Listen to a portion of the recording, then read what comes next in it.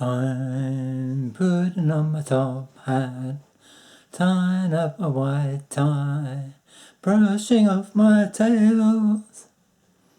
Anybody who doesn't know how wonderful it feels to dress up and look good and walk down the street or into a room. I've got a lot of lovely clothes in my wardrobe, but unfortunately they don't fit anymore. I can remember when I was young, must have been in junior school, I suppose it was called then. I had this lovely sky blue wind cheater, as they were called, and I used to love that. It was, and I had a hat in those days, and wore it all the time, even in bed. When I was a bit older and I left school, I used to wear a black suit, a black shirt, a very thin sky blue tie, and I thought that was really good. That was my favourite. What else have I worn? I've got this hat. I wear bright red jumpers.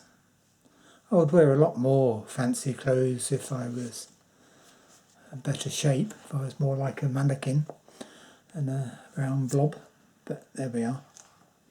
So this is from Jazz Anecdotes by Bill Crow, and it's called The Well-Dressed Jazz Musician. I'll only read a bit of it because it's quite long. Most early jazzmen were very conscious of the way they dressed. Sharp clothes represented maturity and success. A good portion of a jazz musician's income might go into improving his wardrobe. Some musicians dress so distinctively that they influence men's fashions. Jelly Roll Morton, a flashy dresser whose teeth were encrusted with diamonds during his peak earning years, often boasted of his extensive wardrobe. He would tell other musicians scornfully, "I've got more suits than you've got handkerchiefs." Morton told Alan Lomax about the sartorial styles prevalent in the early New Orleans among the tough babies he associated with. This is what he says, they frequented the corners at Jackson and Locust, and nobody fooled with them. They all strived to have at least one Sunday suit, because without that Sunday suit, you didn't have anything. It wasn't the kind of Sunday suit you'd wear today. You was considered way out of line if your coat and pants matched. Many a time they would kid me, "Boy, you must be from the country. Here you've got trousers on with the same as a suit."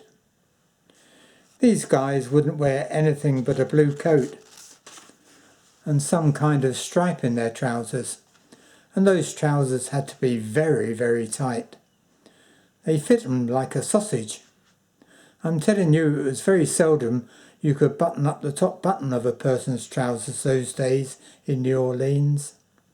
They'd leave the top button open, and they wore very loud suspenders. Of course, they didn't really. Suspenders for English people are what we call braces. Suspenders to us are what women wear to hold up their stockings. Anyway, they'd leave the top button open, and they wore very loud suspenders, braces. Of course, they didn't really need suspenders because the trousers were so tight, and one suspender would always be hanging down. You could have seen one of those sports move down the street, his shirt busted open so that you could discern his red flannel undershirt, walking along with a very mosey walk they had adopted from the river, called shooting the agate. When you shoot the agate, your hands is at your sides, with the index fingers stuck out, and you kind of struts with it. That was considered a big thing with some of the illiterate women. If you could shoot a good agate and had a nice high-class red undershirt with the collar turned up. I'm telling you, you were liable to get next to that broad. She liked that very much. Those days, myself, I thought, I would die unless I had a hat with an emblem Stetson on it and some Edwin Clapp shoes. But many of them couldn't wear ready-made shoes. They wore what they called St. Louis flats and Chicago flats, made with cork soles and without heels and with gambler designs on the toes.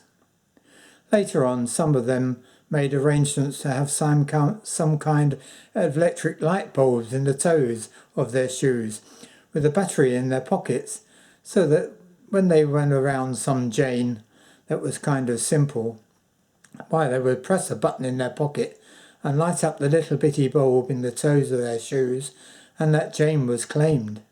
It's really the fact. And it's not much different nowadays with our T-shirts with the designer's name half sprawled across, and that's considered really great. It's well, I won't say what I think, though I don't suppose that's in any doubt. Al Rose patronised the tailor.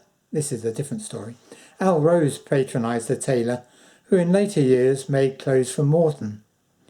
There was a tailor in Philadelphia who sometimes used photographs. This is what he said, Al Rose said.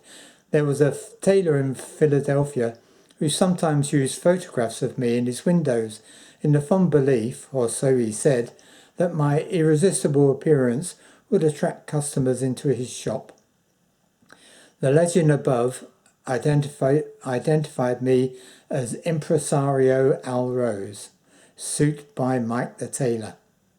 By agreement, I got 40% off the price of any sort of suit I ordered. One day Mike said to me, "Al, I've got a really impressive piece of imported English goods. It's a remnant, but I might have enough for a 3-piece suit. You want to see it?" In those days, that was a lure I couldn't resist. The goods turned out to be a polychromatic green striped worsted, truly beautiful. Mike had no trouble selling it to me. The suit was finished 2 weeks later, on the day of my appointment with Rhys Dupree, composer of the Dupree Blues and Shortening Bread, who had an Ellington concert in mind that he wanted Rose to help him promote. Oh, that's a side by the author. Look, Mike had suggested, a good tailor knows how to flatter his clients. I don't have to tell you what looks good, but I'd like you to consider a pink shirt with this, with a white detached collar and a dubonnet tie, handkerchief and buttonhole. Can you see it? I could see it. Cordovan shoes too. So when I joined Rhys in the showboat room of the Douglas Hotel, that's what I was wearing. I couldn't help being aware of the contrast I made with Dupree. Whose suits always looked like the mattress covers. I was ever so conscious of such matters in 1938.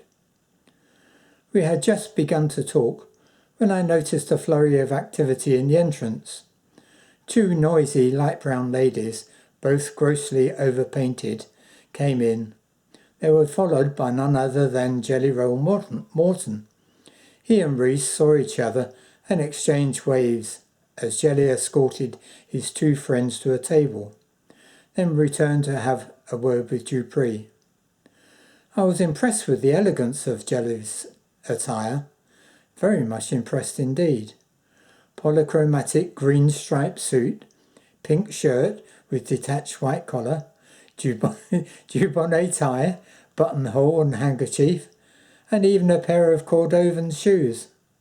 Obviously there had been more than a single suit in Mike's remnant. Jelly Roll appeared equally impressed with my attire. He shook hands with Rhys, who then introduced us. Jelly and I had both begun to laugh, and Dupree became uncomfortable, fearing that our joke might have been on him. Reese was not one to notice how people dressed. In a moment, Jelly got up to join his party. As he said goodbye, he leaned over and said quietly in my ear, "Next time you see Mike the tailor, you tell him I'm going to kick his ass."